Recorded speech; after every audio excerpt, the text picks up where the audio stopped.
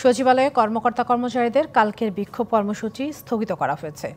মন্ত্রী পরিষদ সচিবের সঙ্গে আলোচনার আশ্বাসে এই সিদ্ধান্ত নেয় কর্মকর্তা-কর্মচারী ঐক্য ফোরাম।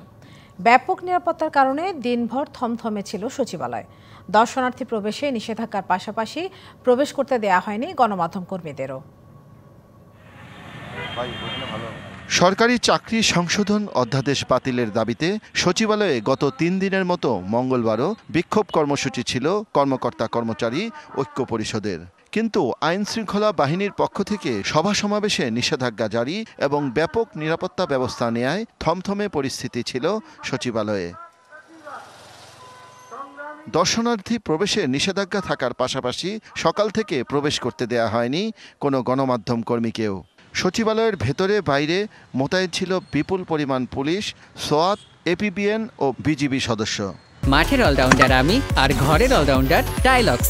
টাইলক্স টয়লেট ক্লিনার, ক্লিন মানেই টাইলক্স। এমন পরিস্থিতিতে সচিবালয়ের ভেতরে বিক্ষোভ করেন আন্দোলনকারীরা। দফায় দফায় দুপুর 1টা পর্যন্ত চলে বিক্ষোভ। এরপর 2টার দিকে গণমাধ্যম কর্মীদের প্রবেশ করতে দেয়া হয় সচিবালয়ে। পরে ভূমি সচিবের নেতৃত্বে 5 সচিব সহ 7 সদস্যের উচ্চ পর্যায়ের কমিটি বৈঠকে বসেন আন্দোলনকারীদের সাথে।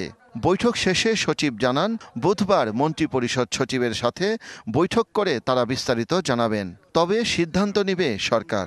এই আইন করার আমাদের কোনো হাত ছিল না, বা আইন বাতিলের আমাদের হাত নেই, আমাদের ক্ষমতা নেই। এটা একটা প্রক্রিয়াটা সরকার করবেন, এবং সেই আমরা শুধু সেটা ওনাদের দাবিটা জানাবো। এখন বাকিটা সরকার কি করবে সেটা আমি বলতে পারছি।